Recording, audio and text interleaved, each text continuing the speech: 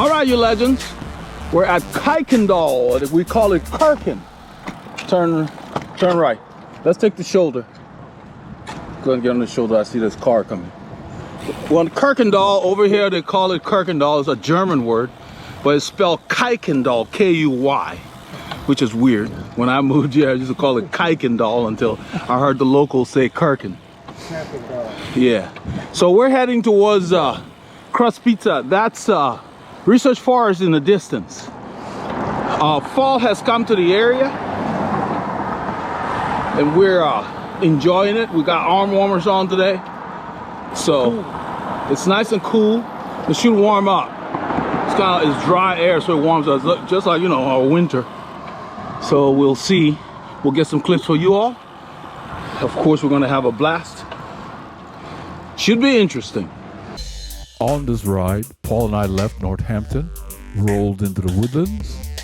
We went to Crust Pizza, picked up Team R, headed out on Fishcreek Boulevard. We started filming there, went all the way to 105, went east on 105. We took Highland Hollow, did the climbs in there, Longmire, all the way out to Willis, Texas. And we stopped filming after Willis, Texas. Then we headed back towards Conroe. You see Conroe in the distance there. We stayed on the eastern tip of Conroe and went through an area that's Crater Hill there, an area called River Plantation. We used that road, River Plantation, to get back. Used the feeder road on Interstate 45 on 1488 to get back to the Woodlands. It was a very interesting ride. We didn't have the elevation we usually get, but we needed a ride that was a little more subdued this week. So we hope you enjoy the clips we got for you.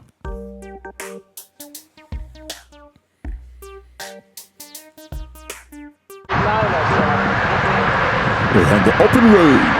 The FM 2978, Fishcreek Boulevard, Sendera. We're headed north. It's a nice crispy morning. My brother got a little cold. He continued to wear the lightweight head covers that we used in the summer, and it was a little nippier than we expected. But I had experienced it on Friday because I went out Friday morning for a spin, and I had to go back to the house and change my head covering. I put on a regular cycling cap. That's the thing with Central Texas. You don't like the weather? Wait a few minutes.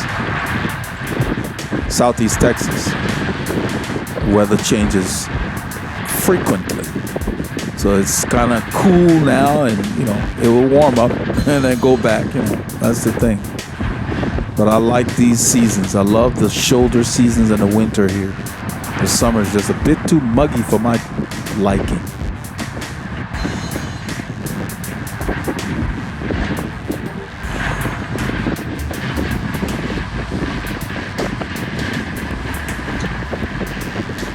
I'm trying to remember who was pulling at this point.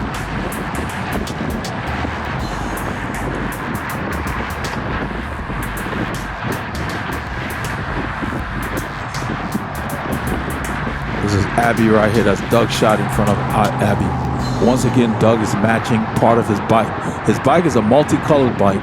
It's got a gray and that kind of a burnt orange that Texas, University of Texas uses as well. So his jersey matches a part of his bike, and his socks match the other part of the bike. That's what I'm talking about. Looking pro. You got to take it seriously. You're going to do a job, wear the proper uniform.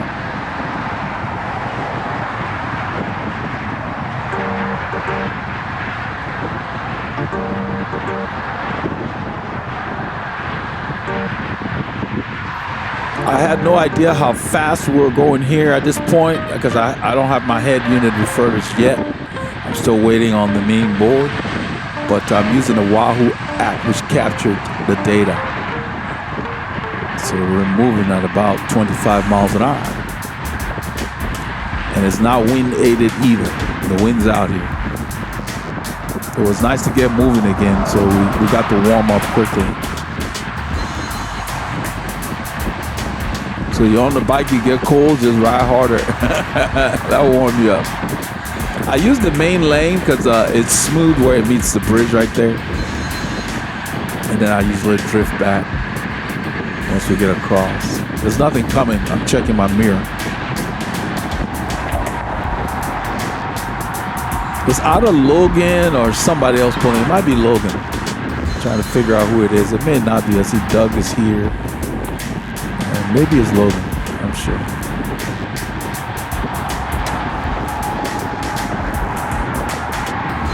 It's a very nice route Abby put together. We end up in an area called Grangerland on the way back outside of Conroe, south of Conroe.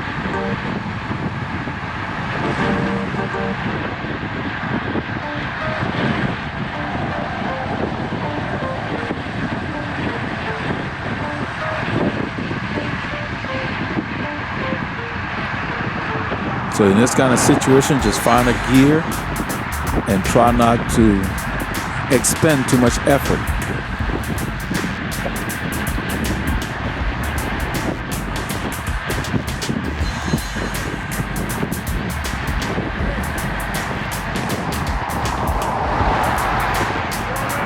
There's a light up there. It's red, but it's very short. So I downshift and I'm waiting. I'm going to be ready to go. A lot of times it changes before we get there. Yes, sir. There you go. So I didn't even unclip. Somebody's shifting late.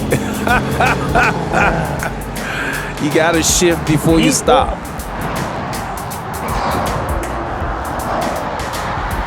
Because once you have load on the bike and you're trying to get going, if you shift, your drivetrain is very noisy. It's under a lot of stress.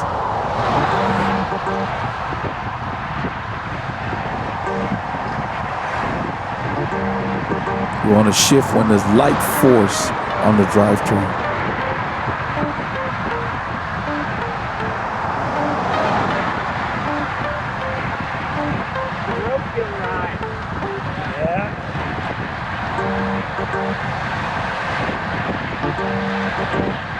The open road, the FM 2978. We call it the open road because we have few intersections. You're not stopping like a cheap watch. You get to move, you get a high exercise potential. So on the weekends, there is no doubt, we leave town. Look for rural roads, the roads less traveled.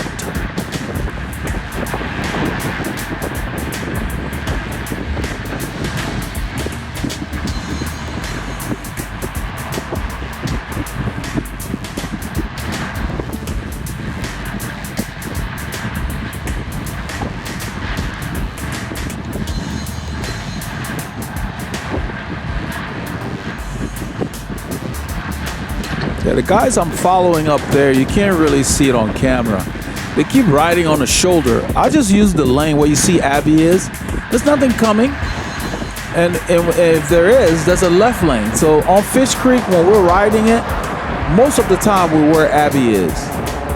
Because it's just better to take this lane. It's clean. You don't have to deal with debris. Then to force yourself on that little shoulder. The road is not that busy. I'm yet to see this road busy. When I ride solo, I'd stay a little more to the white line there, but most of the time the drivers give us the right lane anyway. You know, when I'm driving my car, I don't pass cyclists in the same lane. I'm not in that much of a hurry.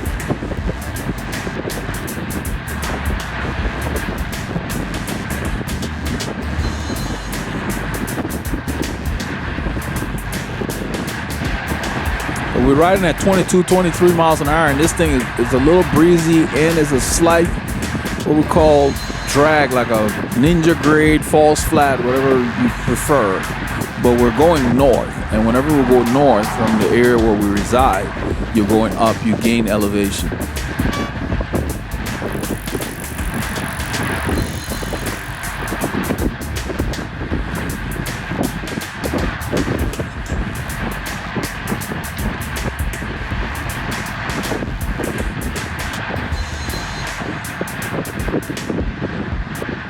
Whoever it is has been sitting there for some time. There's enough people in the group, so when I do take over eventually, I don't stay up there too long. Okay, this was Dan. This is Dan Jaworski.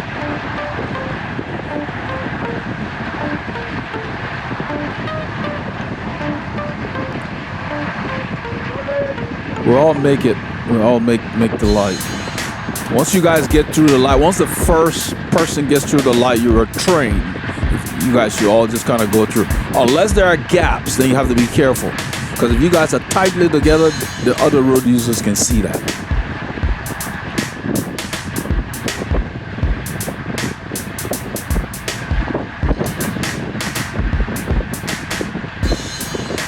I think I'm pulling now. Not 100% sure, but I think so. I think I was sitting on Dan's wheel, yeah. I think I'm pulling.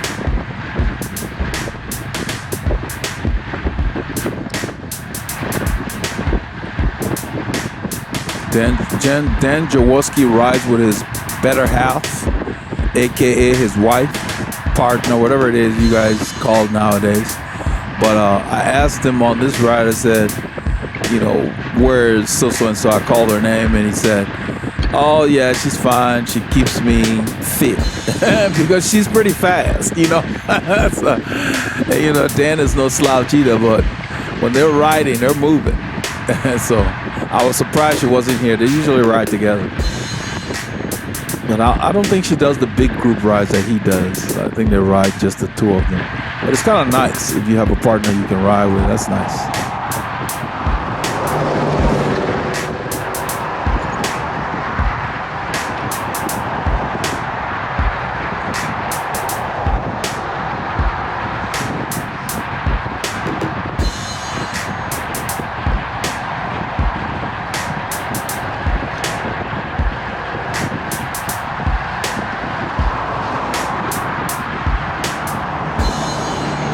Road's going up, you can see it visually, and it says 2%. We feel it more than anything, so I've gotten used to just feeling what it's doing and finding the appropriate ratio for the zone I want to be in, and make sure my legs are not too taxed to where they tighten up.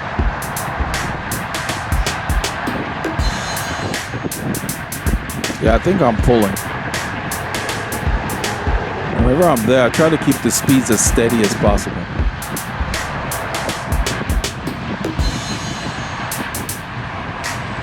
Oh no, it's Champoussin is pulling. Okay.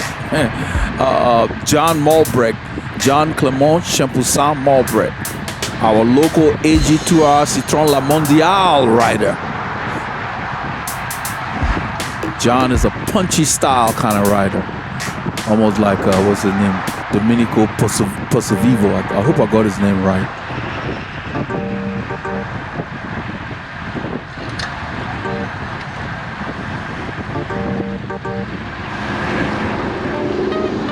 The light is red, so we spread out a bit, and then it changes before we get to the intersection. And I think this is where John will pull off the front. I like riding with John. He always keeps things interesting. He's always egging you on, you know, you're pulling and then he comes to the side. As soon as you start going up the hill, he comes on your side, starts lifting the pace and you're like, ah. And you know, ego takes over and you end up killing yourself to keep up. Yeah, John just pulled off. He's gonna drift to the back.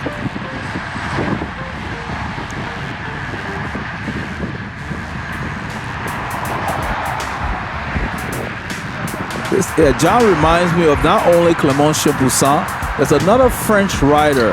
He took the yellow jersey for like 10 or 15 days a while back. What is his name? Oh man, his name is on the tip of my tongue. Let me see if I can find him while I'm thinking about it. Do a search here. But he's retired now. I believe he may be even coaching the French national team. Let's see, I'm going to search for a French cyclist that held yellow jersey.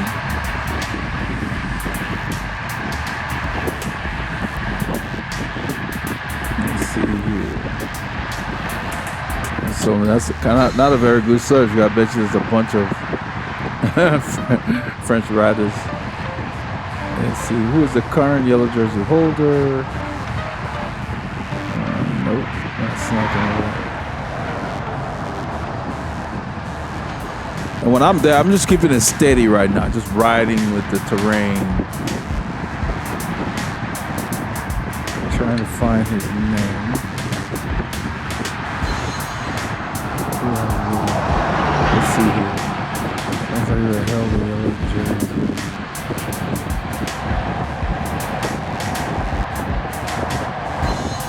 I don't remember which year it was. I was looking 2002.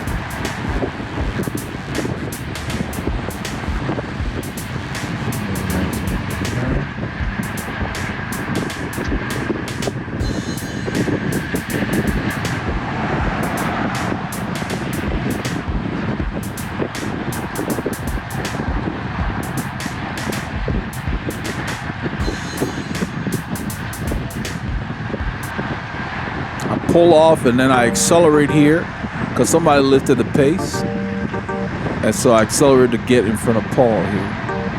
I want to go all the way to the back.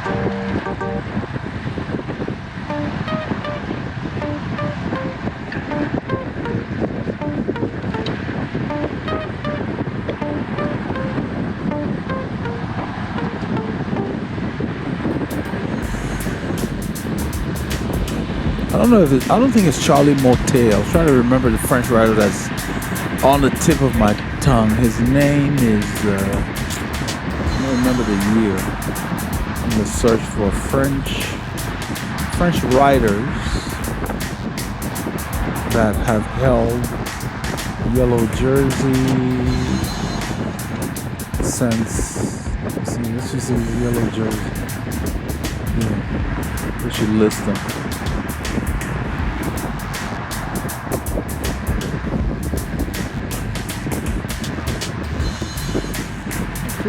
I think it's Thomas. Let's see here.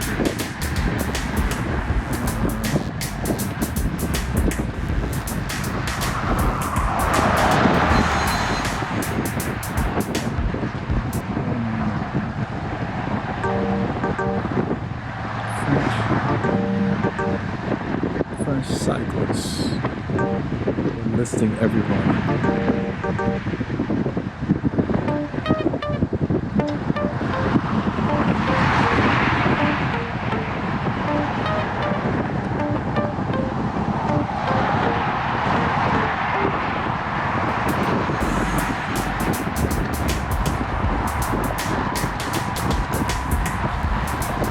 Okay, I have a search here that says every rider who has worn the Tour de France yellow jersey. We should let's see. Of course, the French have the most yellow jerseys with 85.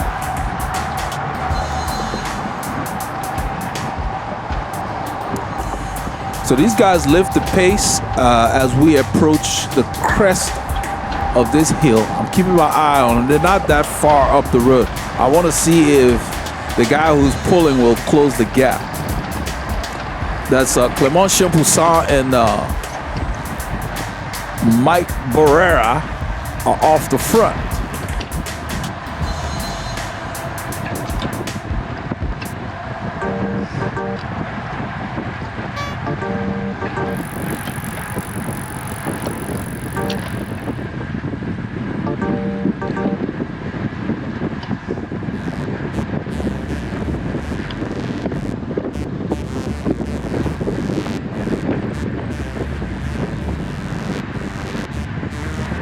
So the likes of Merckx, Zutumelec,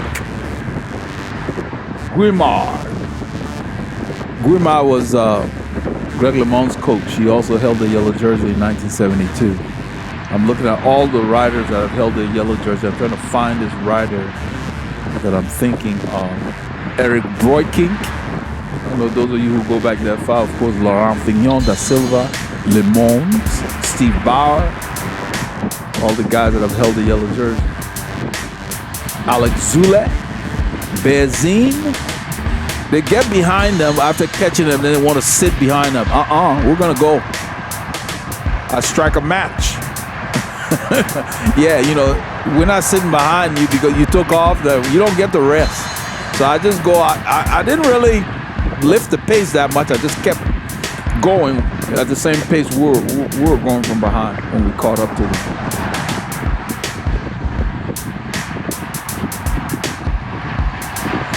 They got Armstrong name here. They got Kursipu, but they put a line through it. I don't know why they bother with this farce.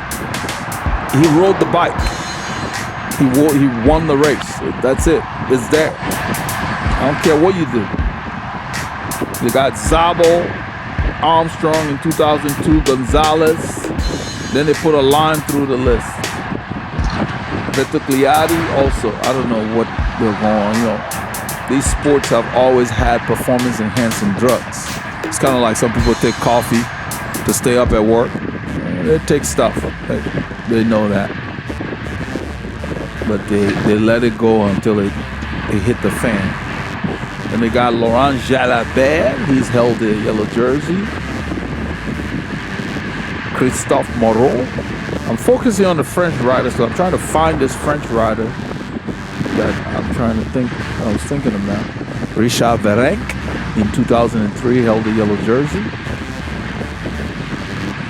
Valverde, that's not a French rider, that's Spanish. Let's see here. Chavanel. Philippe Gilbert. Volker, that's the guy I couldn't remember. Thomas Volker. Voeckler.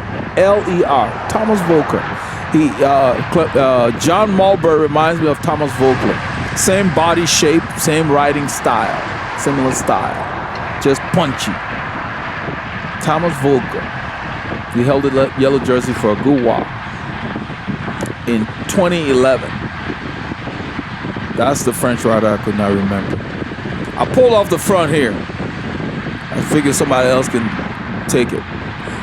I've got a zip wheel on the front. You can see it rolling. It's one of those the alloy zip wheels that they introduced in 2010. I found a copy on eBay at a deal, a reasonable price. Supposedly they have they call it a toroidal shape or whatever, meaning the brake surface is even curved, and it's supposed to be very aerodynamic. I have no way of proving it, but all I can say is I like the way it feels on the bike. And the fact that it has silver spokes, silver hub attracted me, because silver just works on this bike, and also they call Nago. So I just threw it on the front to see what it would do, and I like the way it rides. I'm having my mid-morning snack. I didn't get a chance to put the wrapper away, so I've got the wrapper in my mouth as we ascend here. I want to put the wrapper standing upright because I just had a gel. I don't want that sticky stuff leaking out.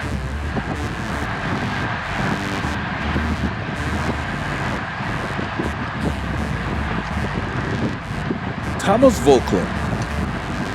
He spent a lot of time in the yellow jersey. He worked really hard before they took it off of him when they hit the high mountains.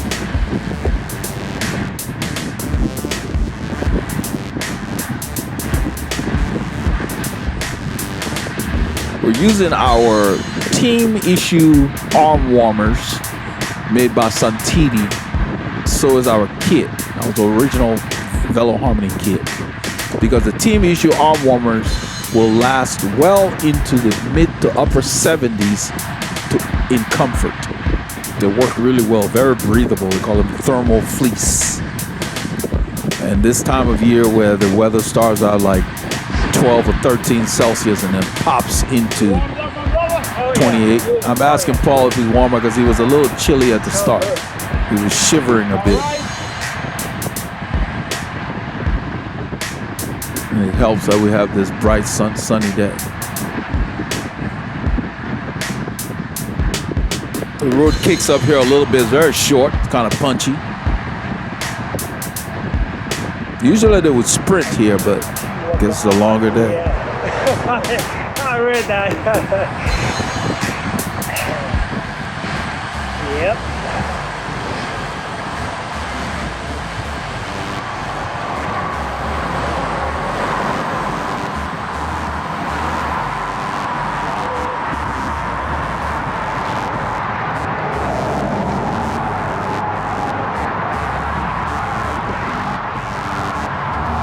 Heading towards the sun.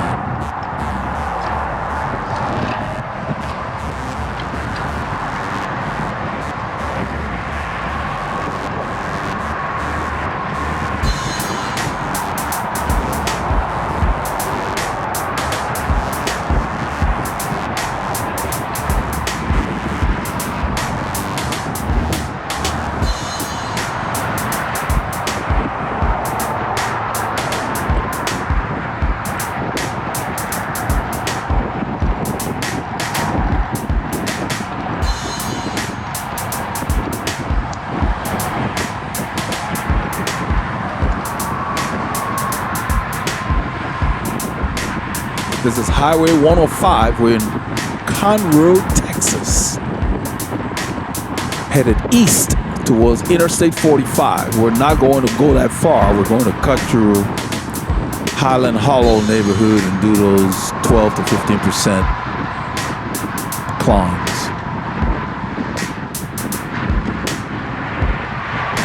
There's always someone that rides that climb the wrong way, and I had to do some creative editing because there were some expletives.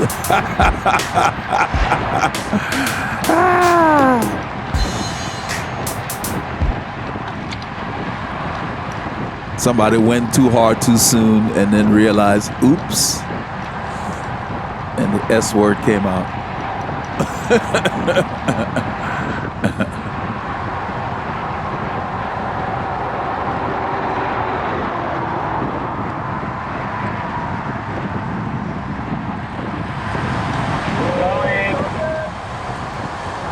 This was a little odd because what happened is when we came through here, I was actually expecting that these guys would, maybe go towards the lake. But I had kind of looked at the thing, but I knew we were going to Willis, and I was like, at first I looked at the map in the wrong direction, so I expected them to go to 45 first because later in the morning, Interstate 45 is busier. So I thought we would be going east from the start and come north and then west to go home, west and then south. But we started going north this way. Basically, I expected us to go counterclockwise, if you think about a circle, but we are going clockwise. So it's a matter of just getting the start-stop mixed up because the map he puts out just had one start point. He couldn't figure out whether we were going to the right or to the left to begin. And either way is fine. But usually we would use the counterclockwise so that we get the busy section of town out of the way early in the morning. The western side of our city is quieter than the eastern side.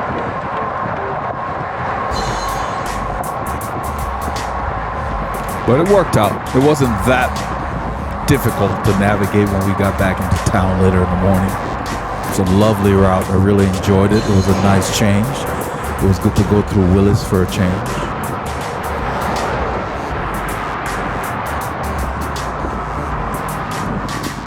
So you're going to see how people ride climbs differently. You have to pace yourself. Your goal should be to finish the climb under control. Once you can do that consistently, then you continue to work on doing other things.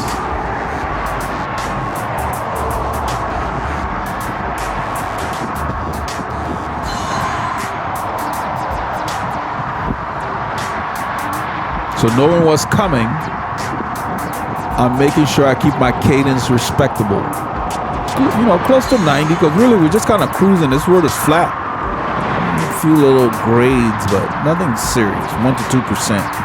Really, pretty much flat.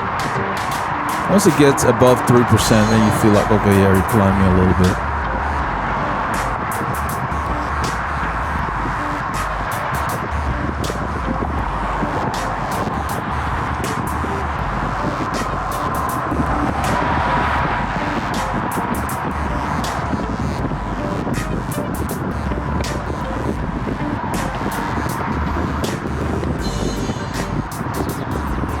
This is kind of a slight downhill.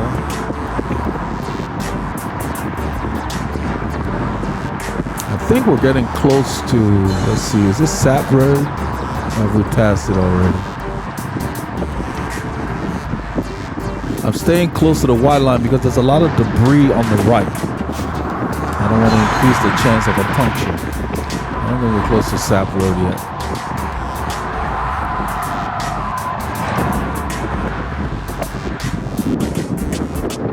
That's Dan Jaworski back there. That's Logan on Paul's wheel.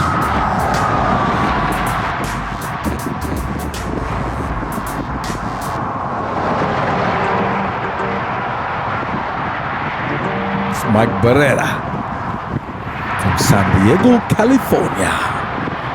Oh, my friend.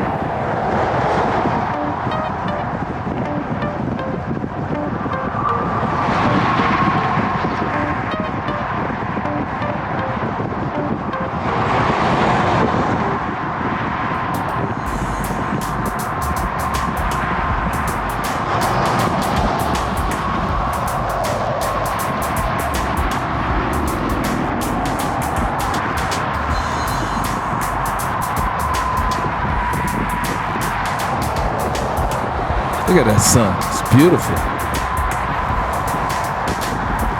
Felt good because the morning started out like 11 or 12 Celsius. It's like 53 degrees Fahrenheit, something like that. It warmed up quickly, so it's nice. We're moving around 26 miles an hour on a flat road. It's good work.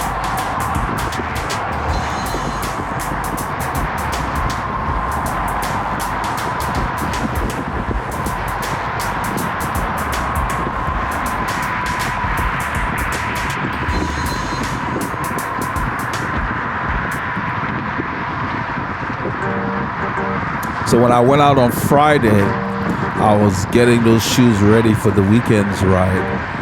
I had switched the cleats on them, and so I was making sure that it felt right.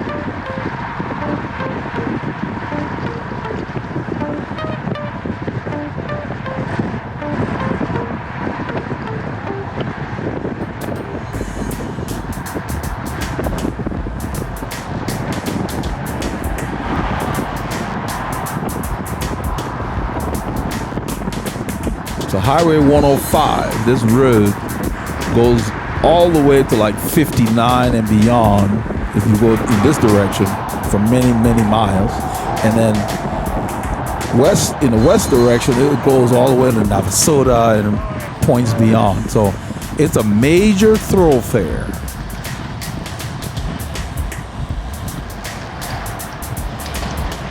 Yeah, so they called, I thought they were backing off, but it's a three-way, so they decided we're on the shoulder. Let's just keep rolling. And so I've got to accelerate to get up to their wheel. I want to get on their wheel quickly because we're going to be climbing in a little bit. So I don't want to string my efforts too close together.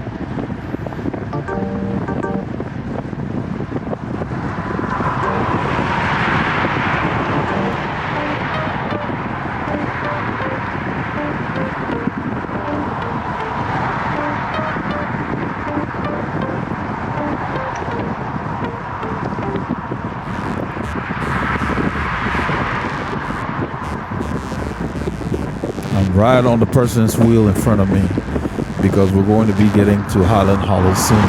That's the way you have to ride. You have to save yourself for when you need to put an effort in. So right now I'm looking for minimal effort. You see how the watts are low? Road's going downhill. Yeah, flat to -2, something like that. Save your energy for when it matters.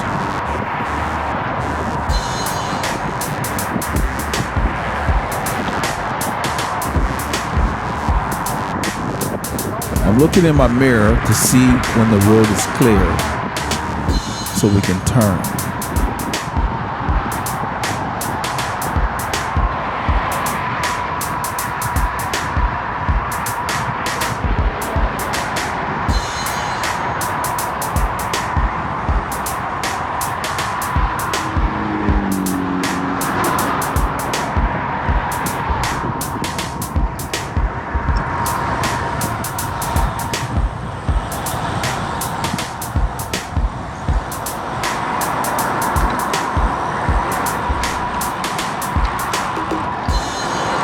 This light does not pick up bicycles, so what we usually do is stop, and once that side clears, we'll go across.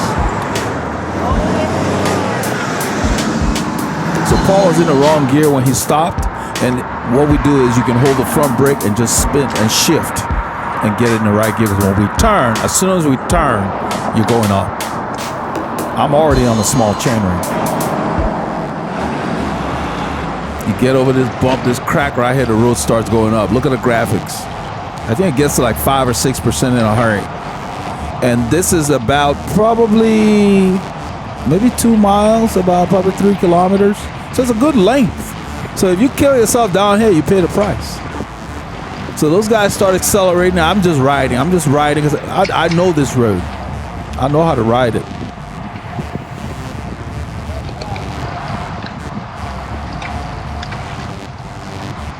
So what Michael Barrera said was, it's all the lightweight guys that are, up the road or whatever. The small guys or something like that. Yeah. So now we're about 25% of the way up. So you can start kind of raising your effort a bit.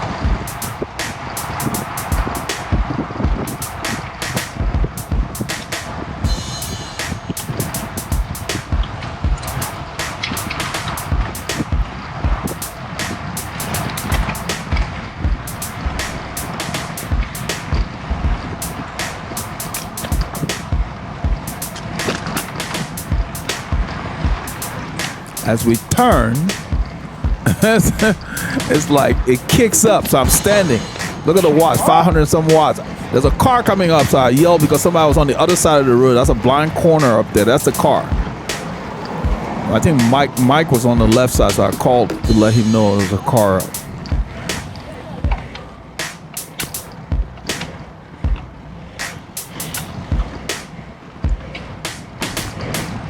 So if you had gone too hard, by the time you reach here, your legs will be just pretty much screaming.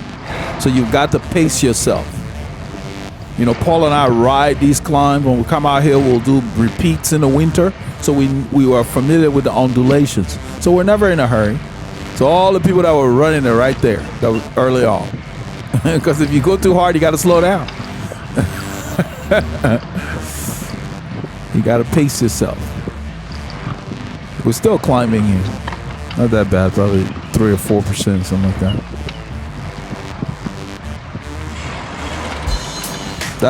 That's why I like cutting through this neighborhood. It's nice, it's always quiet, and you got those hills to deal with.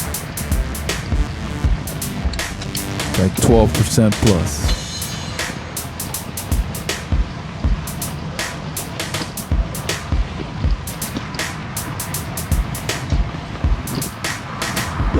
There's Mike and the stealth.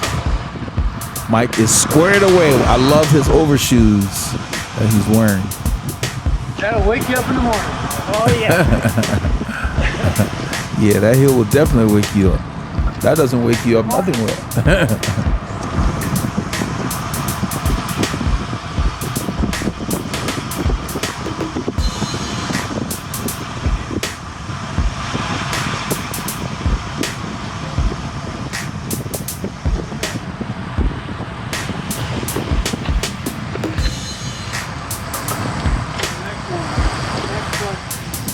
Abby was pointing right, and I told him, no, it's the next one. The next intersection is the main boulevard to get out of here.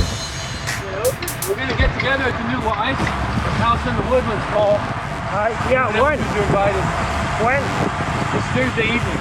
Oh, okay. Late afternoon or whenever people get off work. Okay. It's, I guess they just opened. They got the largest bar in Texas, I've been told. Okay. That's what Jane said. Yeah, Mike sent an invitation. That's what he's talking about now. But later in the week after this ride, he sent an invitation on Thursday night. They're going to be at some draft house or something like that. It's hard for me to make those events because I don't know. The evenings the kids are out of school and we're hanging with them. So.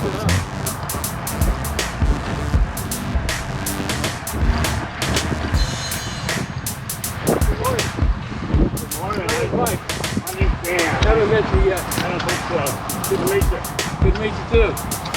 That's Dan and Mike introducing themselves. The driver stops for us. We stop and then he let us go. He's waiting. Yeah, that's nice. So by the time we get across the road here, Logan had already gone through, so he's up the road.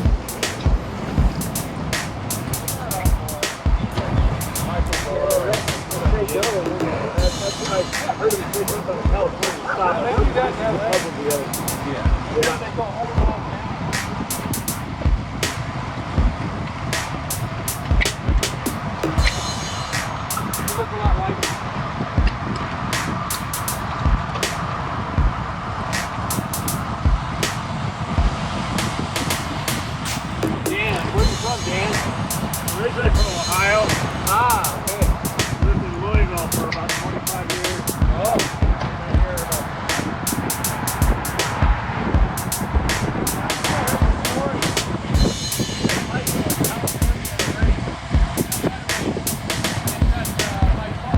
Yeah, Houston is a melting pot. People from all over the world live here. I didn't know Dan was from Ohio.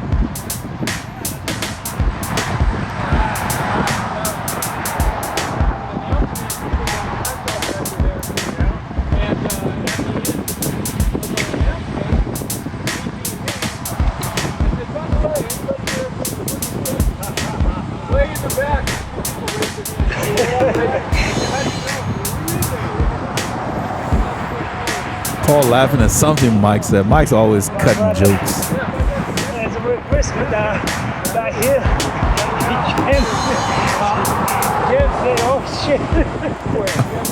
Oh, Paul's laughing at whoever it was that used the expletive on the climb. Somebody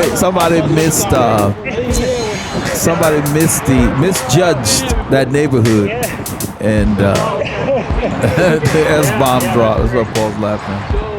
Yeah, it happens. You know, now somebody's raised the pace, and so I stay in the same gear and just kind of rev it up because this road has lumps before we get the Little Egypt road, which is the turn off of this road. You always gotta be thinking, if you know the terrain, even if you don't know the terrain, early in the ride, save your legs, because your lungs will recover faster than your muscular system.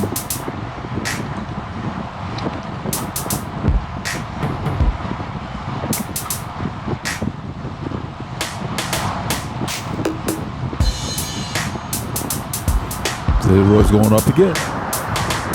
I think they've decided to chase down Logan, who made the stop sign before we did. See him in the distance. We'll see if the camera gets him. We don't really actively chase him. We just keep riding. We're going faster than he is, so we just eventually reel him in.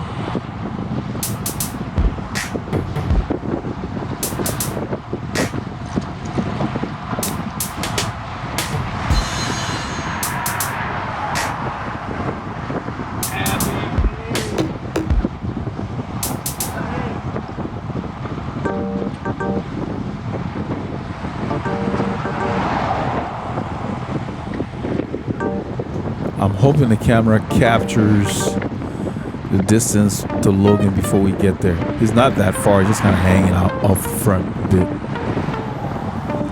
We're not trying to catch him, we're just riding. You see me roaming, I'm trying to find a draft behind John. I'm always looking for that little pocket.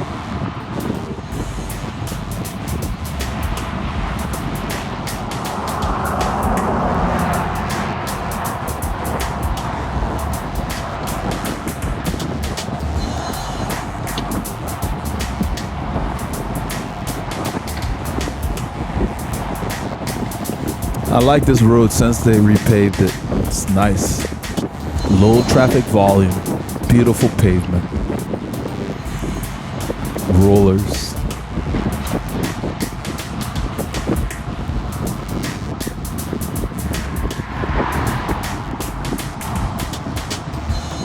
So Doug is pulling. He's not actively trying to catch Logan. He's just riding, and we're keeping our group pace, and we're reeling him in.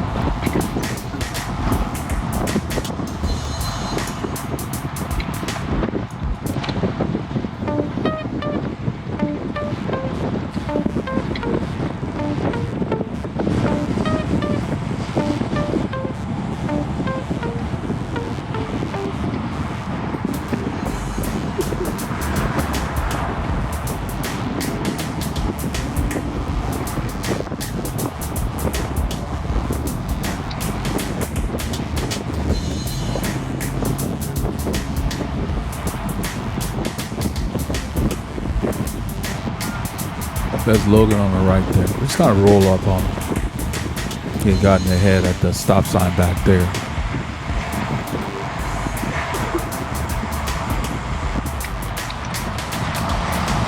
This is a four-way stop sign. Doug checks, nothing's coming.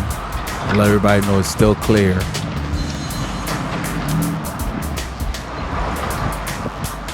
By standing, I don't have to downshift. And I use my upper body to keep the bike rolling.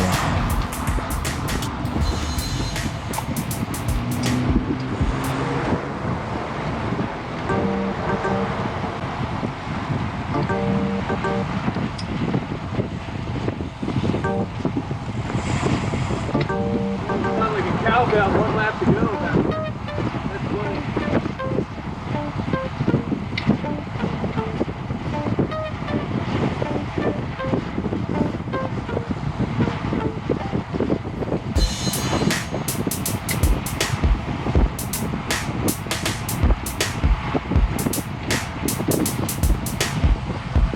I'm just sitting in at this point. I think Doug's gonna pull off in a little bit. I'm gonna have to return. This is Little Egypt Road.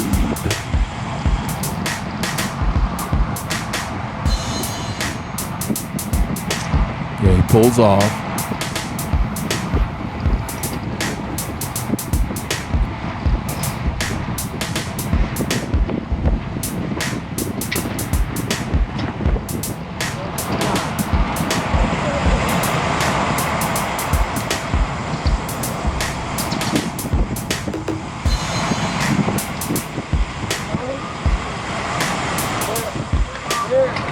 Stop sign on the corner, kind of a dead end on that side, so we always check because the left side, a car can pop up from either side, but the left side dead ends.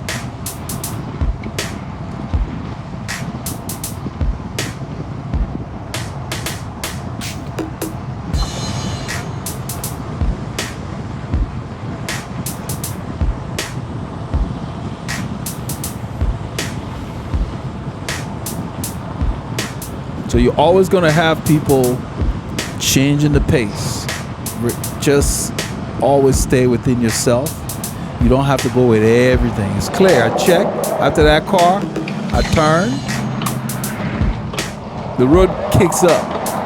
I'm just going steadily because I wasn't pulling. The guy in black was pulling, so I'm just going steadily. He's going to come around. I'm just riding steadily. About 300 watts. I have no head unit. I'm just keeping the effort reasonable. So right there, I'm going too slow for him, so he moves to the left. They start to go. I'm gonna slip behind. I see the gap, and I fill the gap. Minimal effort.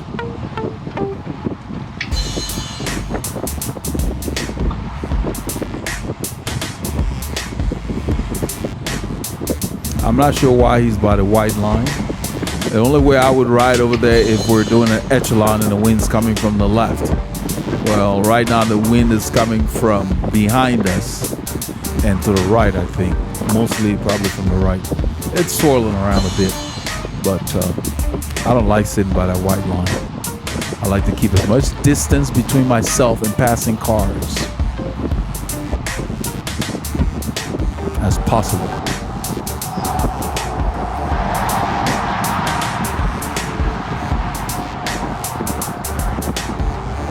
I'm sure they don't want to be close to you either. I'm in a different lane. I want you to stay where you are. I want to make sure.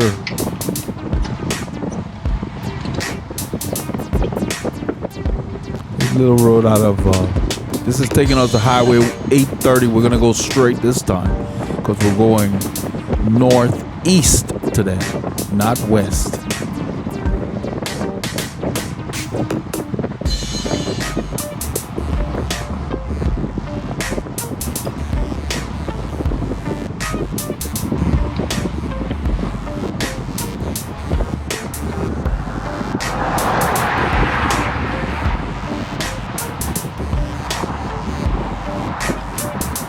So I notice he's going slower and slower and slower.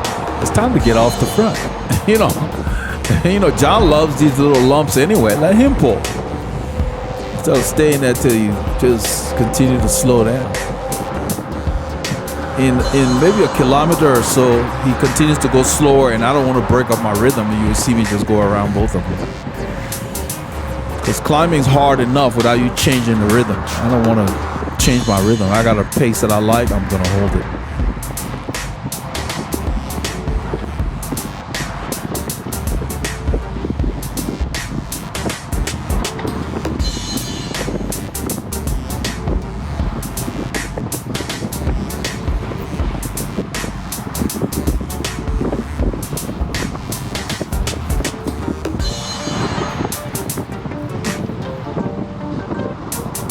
So I have no head unit. I don't know what pace we're doing, what speed or whatever. But you can tell when someone slows down.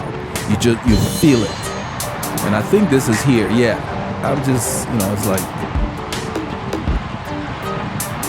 the road is not that steep. I'm not sure why he was slowing down. I'll just go by and accelerate. I'm just holding my pace.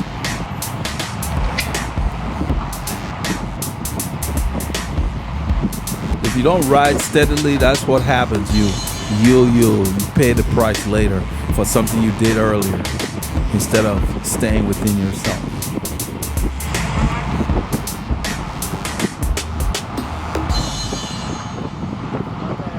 Come back.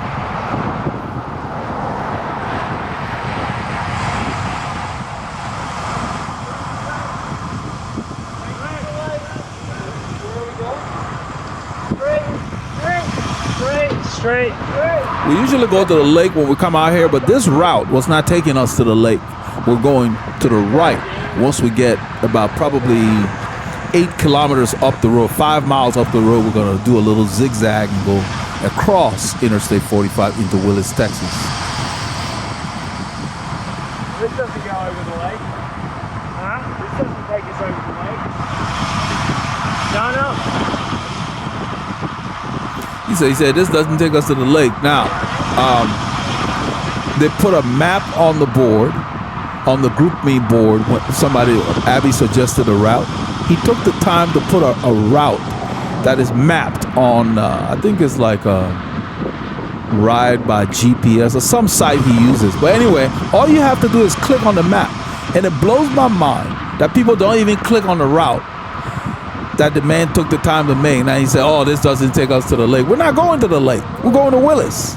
So he doesn't even know where we're going because he didn't take the time to click on. I mean, how long does it take to click on a map? Click on an icon for the map to open up in your browser. Details matter. You don't know where we're going because you didn't read the map that the man took the time to build. I'm like, come on, man, really? Hey, telling Paul this doesn't take us to the lake. Well, yeah, we're not supposed. It's not supposed to take us to the lake. We're not going to the lake. Oh man, life is funny. The people who pay attention to detail, they just have a calmer day to day. You don't put yourself into detail. You're at the mercy of other people telling you what to do. Shempusan is pulling right here. I'm just sitting on his wheel.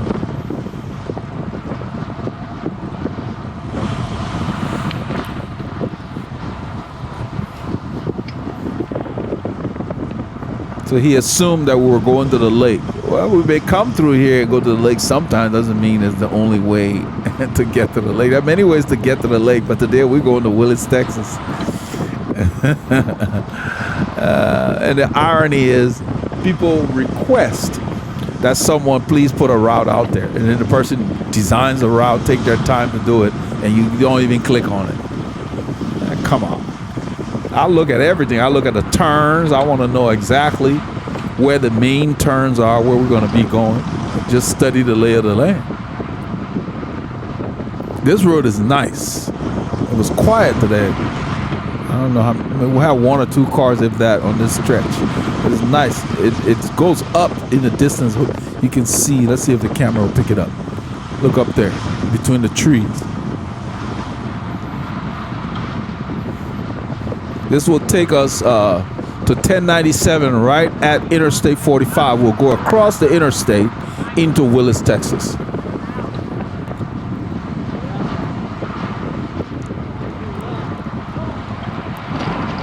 The road has patina, a lot of little cuts and cracks and crevices.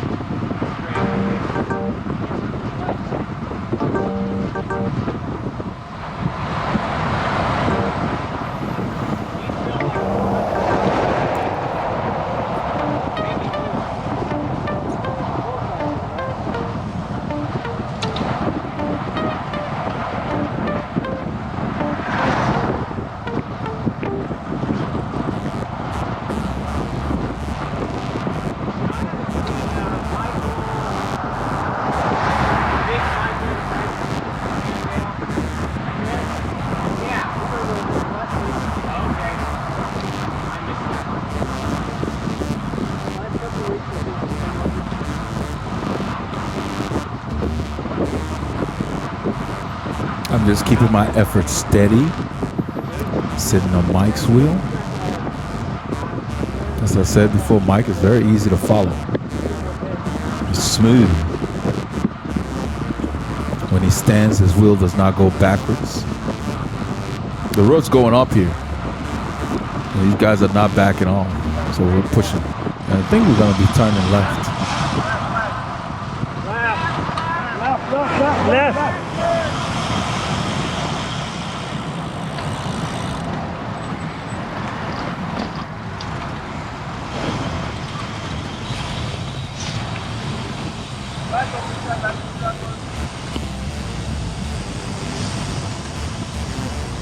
This is just a little zig. We turn left, then we're gonna go, this road will take us to 1097, and we're gonna turn right and go east across the freeway overpass.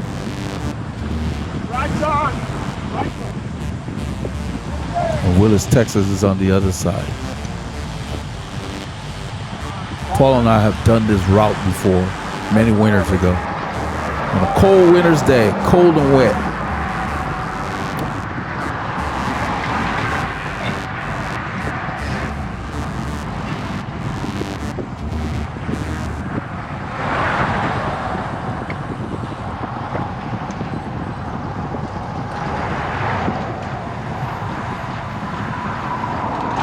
Around this area, everything's up and down. And once we go across, everything's kind of flat. A few bumps here and there. My body needed. This is exactly what my body needs. Yeah, exactly. Yeah, man. Yeah, Paul had a busy week. Had a lot of logistics he was dealing with, helping his boy move and all kinds of stuff. So he was running all week. So this is perfect. We didn't ride as long or as far, but we got a good workout anyway.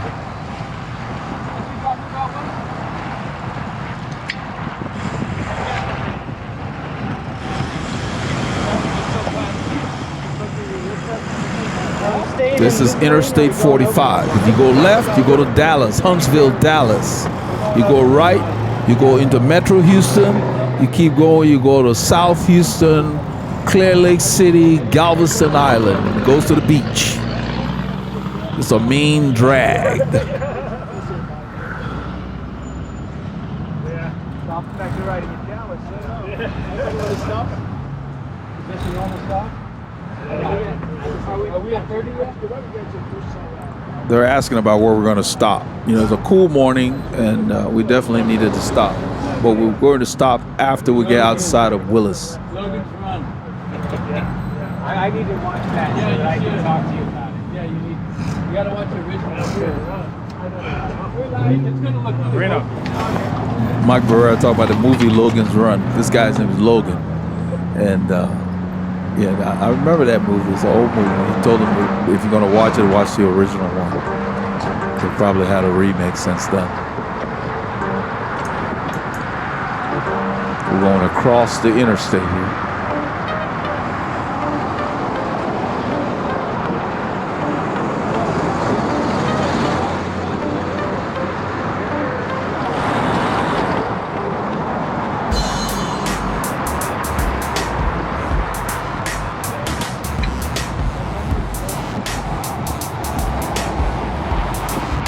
This is kind of like the hiatus here. We're entering the little outskirts of Willis here. Get to visit a small town on the north side of suburban Harris County.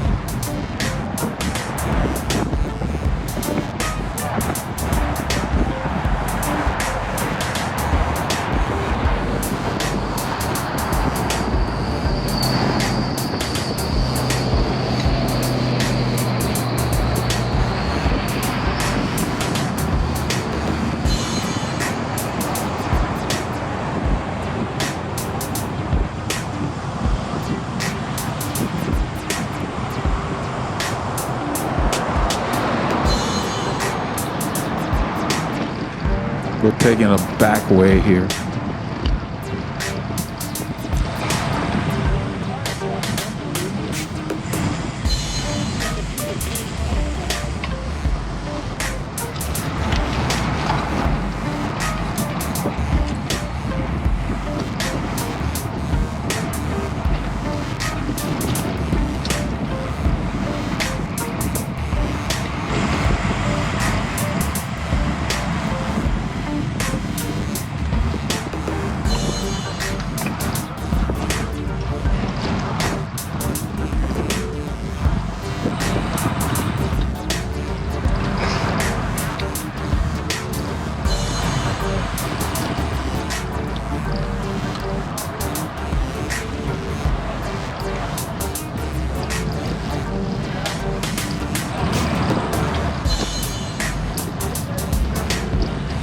When the road gets real choppy, I just kind of stand, take the weight off, take the load off, let the wheels bounce around.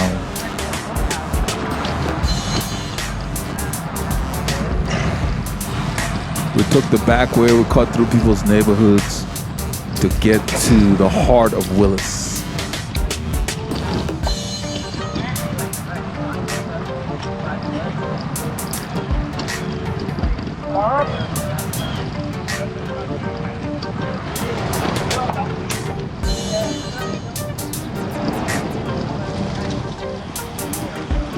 Ride doesn't feel hard. Huh? No.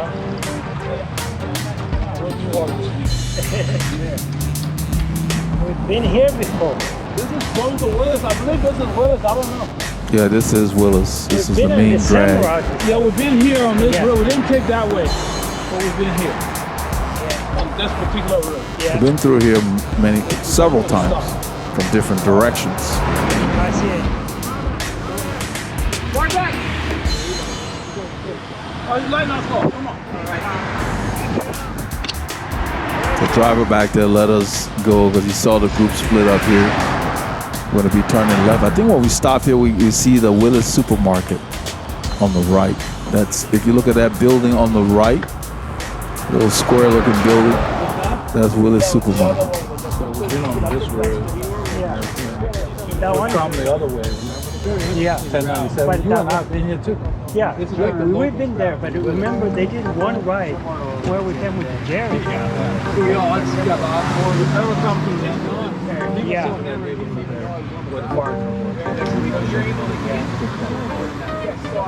This is Willis. Yep. I remember. Willis supermarket. Yeah, where are we? We're in Willis, Texas, right? Mike said, where are we? That's a supermarket on the right there. It's like a small town, not much to it. So we're getting out of town. This is a farm to market road here. We went through the main drag and we're leaving town.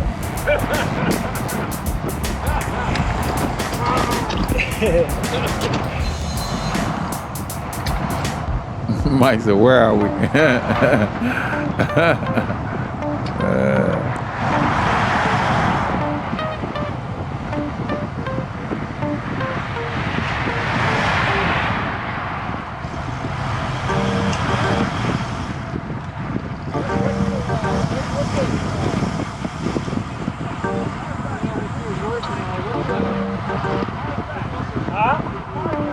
Come back. I let them know cars back. Let's go single file because we're out of town now. It's a 2-lane road. Riding like we own this town. Yeah. I don't like that. We got cars by the patient. Yeah.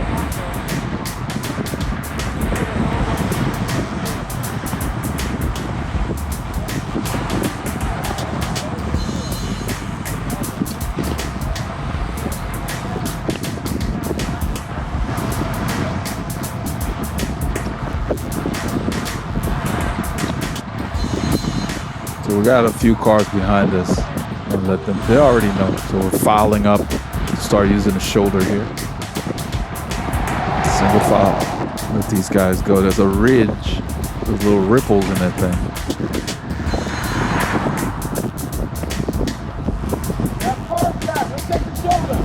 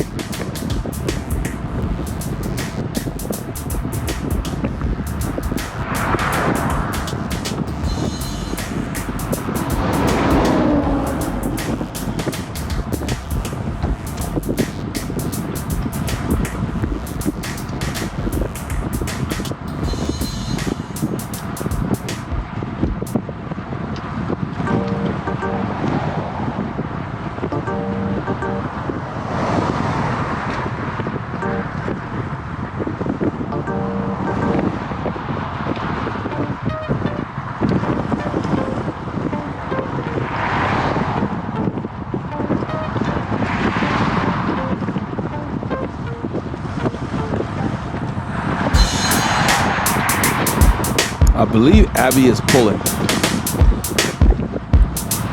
at this point anyway.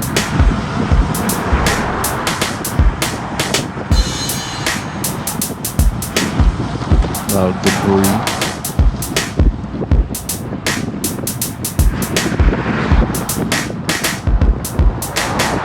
See how my bike appears to be just floating as it moves? I'm using my hips.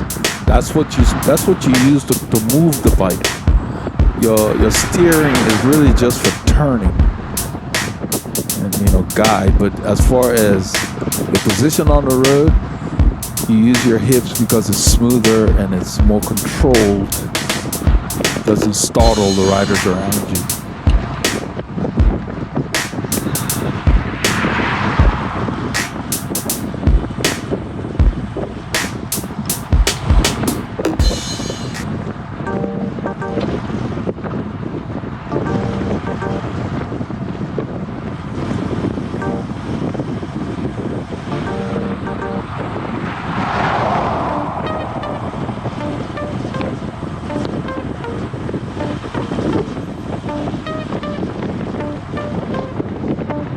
You have to be able to tolerate this speed. You have to make sure you stay close to the wheels if you're having problems. I hang a little further back because I want to see the road. There's a lot of debris on this shoulder.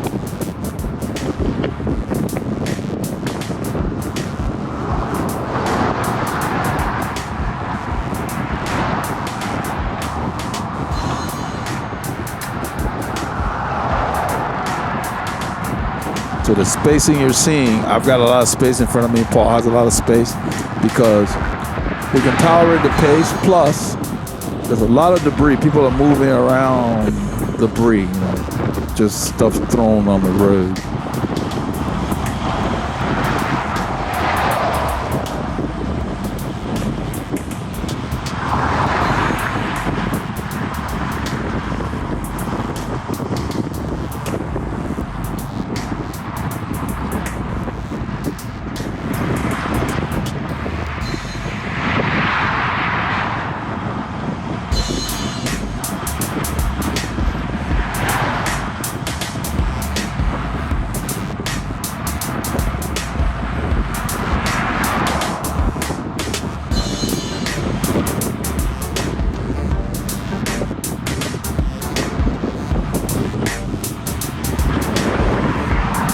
Yeah, I hate going over those things. They put them there for drivers to be alerted when they're leaving the lane.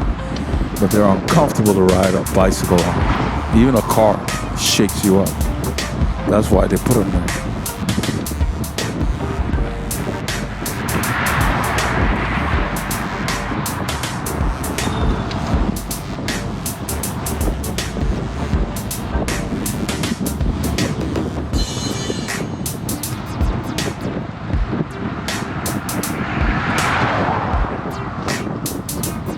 So at this point, when the pace is somewhat steady, because we're not really raising the pace that much, you just find a comfortable gear. I mean, I've got my cadence fairly high, but at this moment it felt good to do that because I don't have any readings or anything.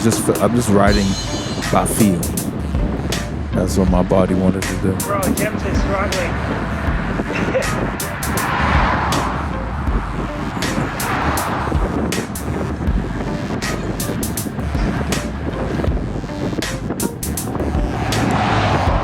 So what Paul just said was that James is struggling.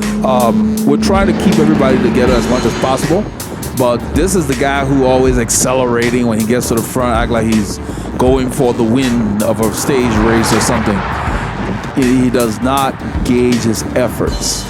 This terrain is too mild for him. At this point in the ride, he shouldn't be having challenges, but he just overdoes everything. So that's why Paul chuckled a little bit, because every time he gets to the front, he changes the pace very dramatically and then pays the price later. So he's going to have to learn. That's what Michael Barrera said. He said they will learn.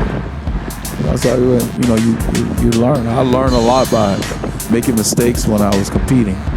You learn quickly. Because if you have any kind of common sense, you don't want the same thing happening to you more than once. What's the point in that?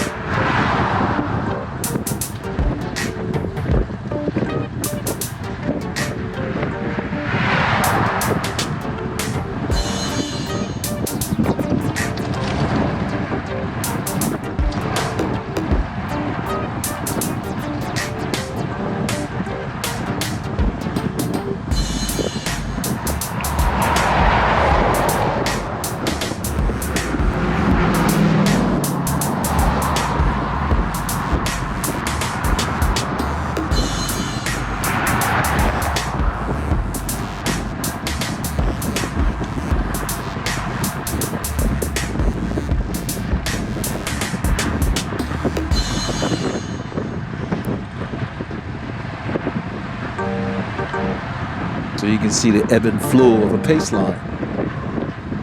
You gotta feel the speed of the group, the rider in front of you, know when to soft pedal, know when to coast.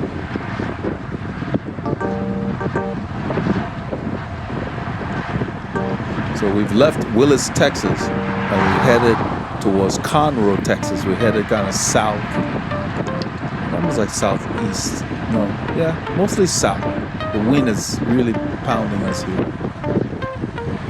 It says southeast to south. Yeah, you can see it tilting. If you look at the graphic above the Cyclist, between southeast and south, it's tilting, yeah. So it's kind of southeast, but it's going to move more to the south. These roads out here, they curve around. The good thing is if the wind is pounding you, you can rest assured that the road will change direction to where you get a reprieve or something different. So now we headed more southeasterly.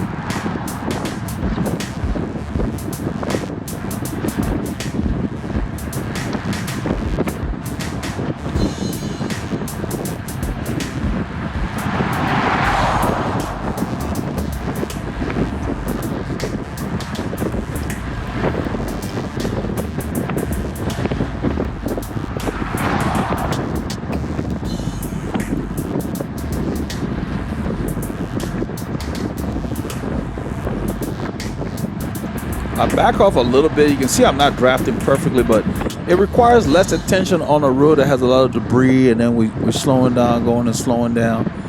It's better than following someone so close to where you're nervous about what they're going to do.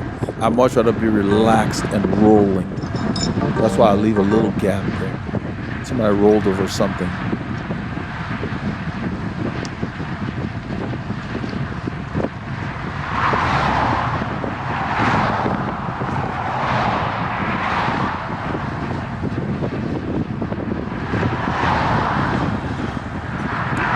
Pavement got cleaner, so I got closer there. There's a little piece of tire. These car tires are everywhere.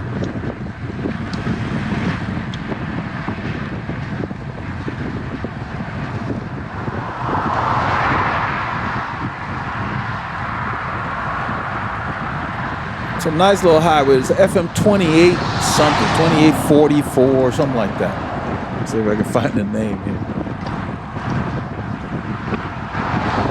I just liked how intersection free it was. Dog pulls off the front.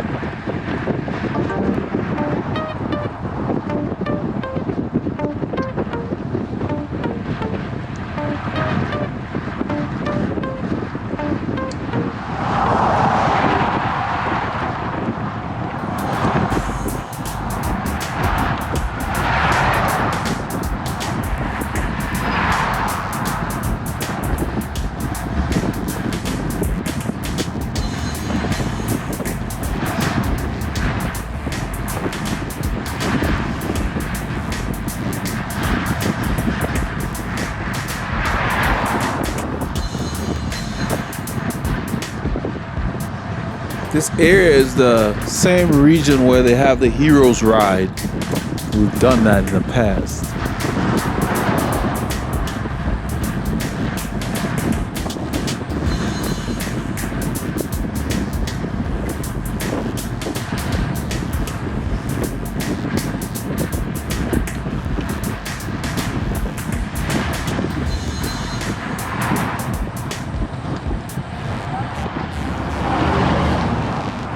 This highway hits 1484, the FM 1484.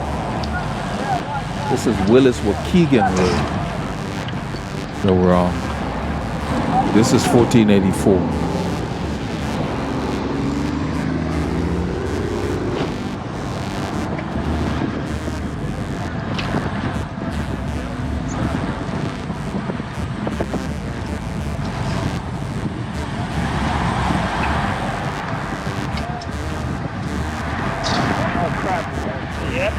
I'm letting Paul know there's a lot of crap to the right.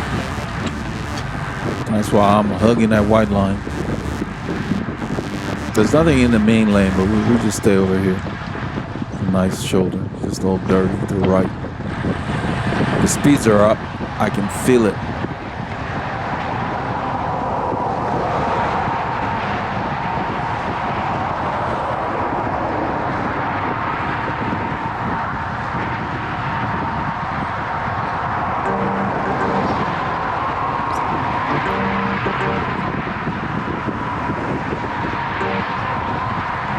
This entire area, the road we're on before, if you had gone straight, it's called Willis-Waukegan Road. They use that when they have rides out here because it gives you a bigger loop. But so we took 1484, which will take us to, I think, loop 330 something.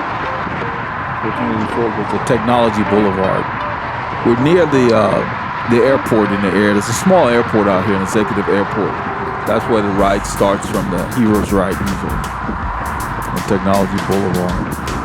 There's a, county line roads, another road you can use in the Willis area. There are a lot of little roads out there where you can use. This area is really cool for riding.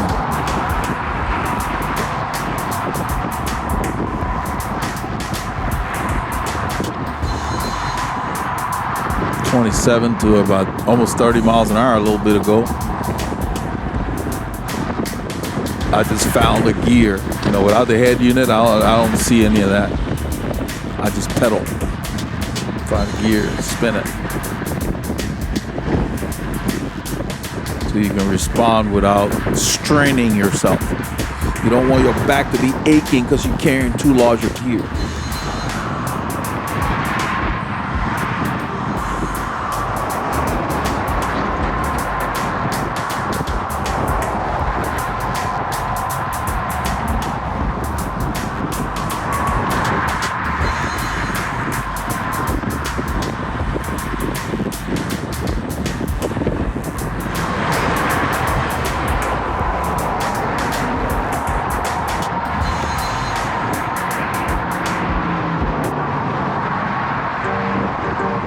So as the speeds go up, listen to your legs.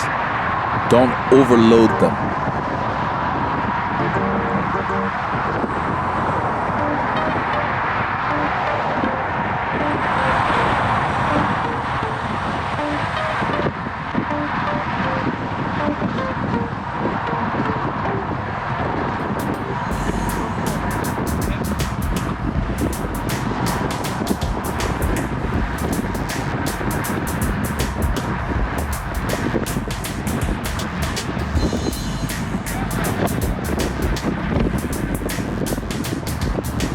The speeds just stay high. We're just going nice and steady here.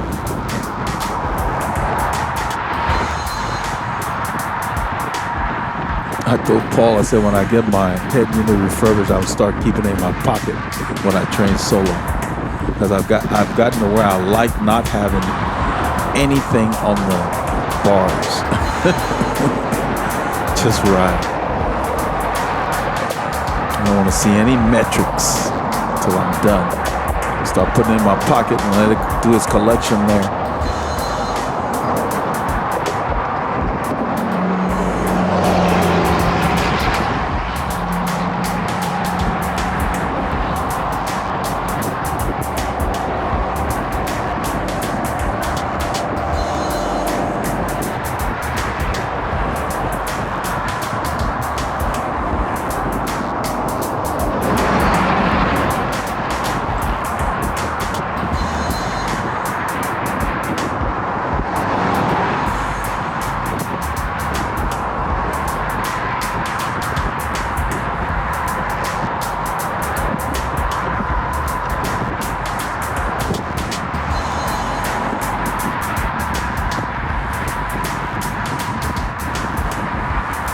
So we're just rolling along, 25, 26, 27, just rolling. It's nice. And it's not wind aided either.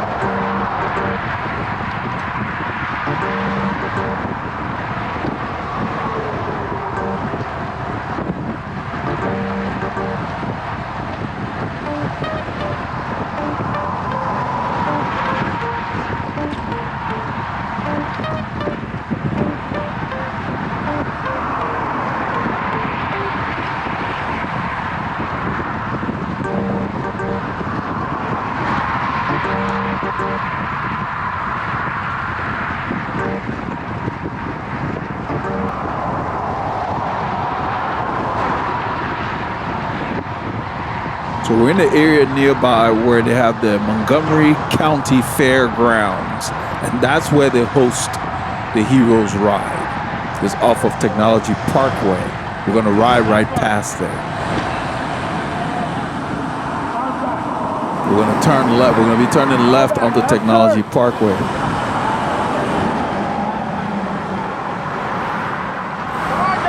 We're coming off of FM 1484. And this is Technology Parkway. Well built, empty pretty much, you know.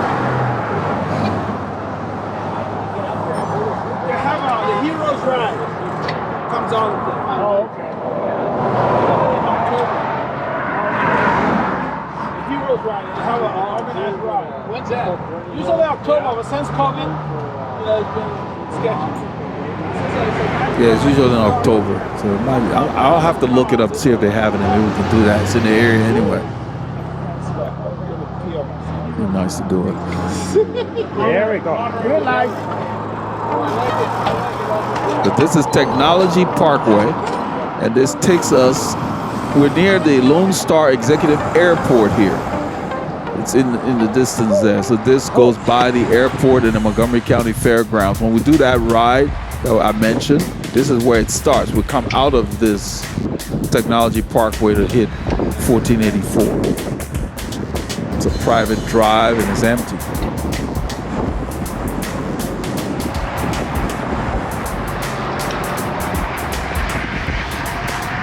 So it starts and finishes near the airport here in the Montgomery County Fairgrounds.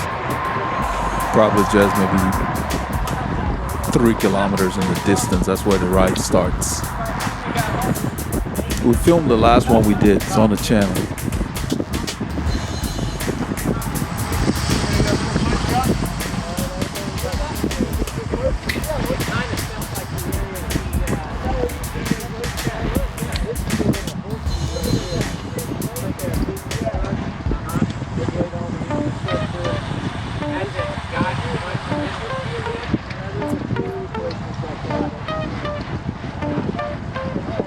These guys are talking, so in a little bit I'm going to ride around them and go up on Abby's wheel.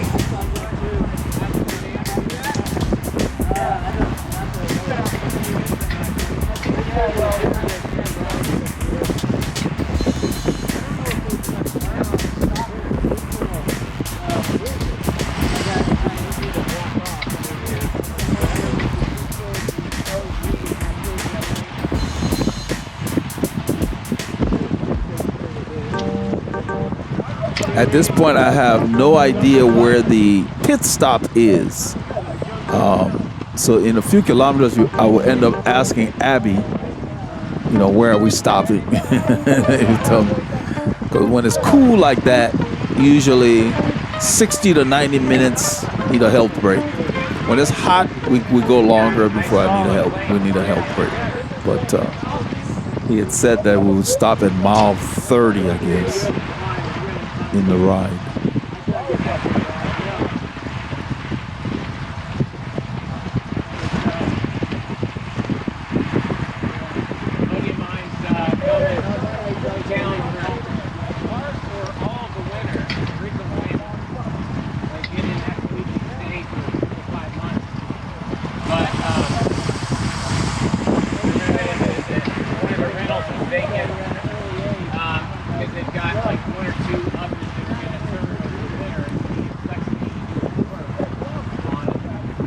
So if you see this thing, we've been here, a few cars passed in the left lane, now nothing.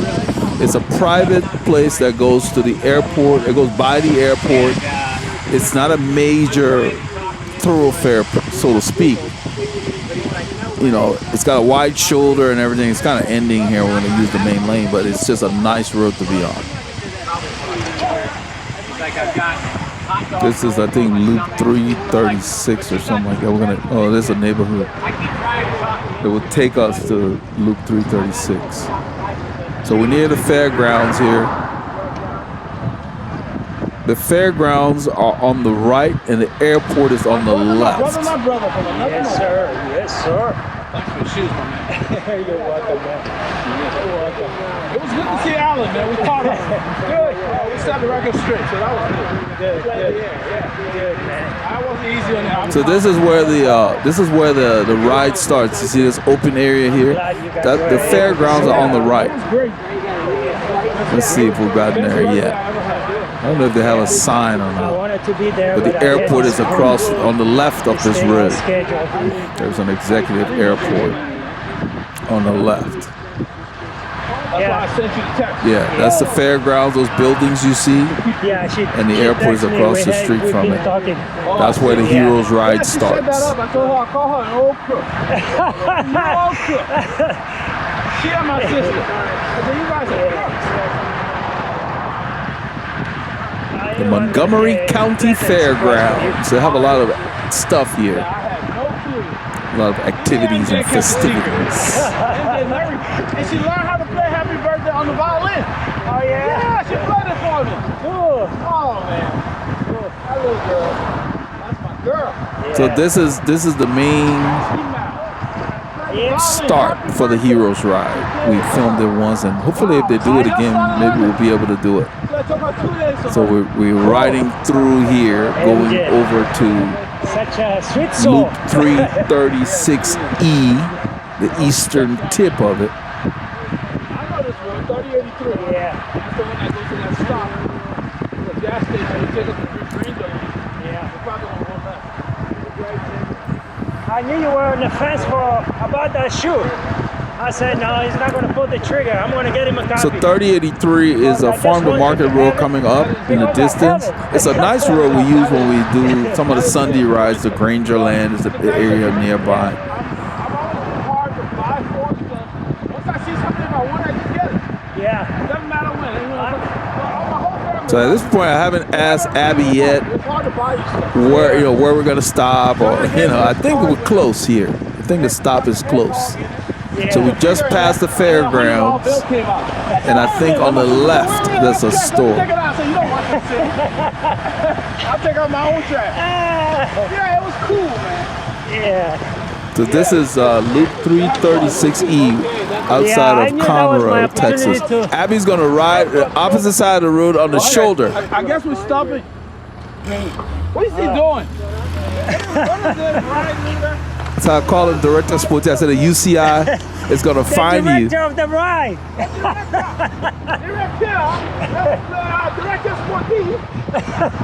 The Director Sporty. I'm messing with Abby. He rode on the other shoulder. The store's right there on the left. That's where we're stopping. He's about halfway in the ride. He just stayed on that shoulder. I said the UCI is going to sanction you.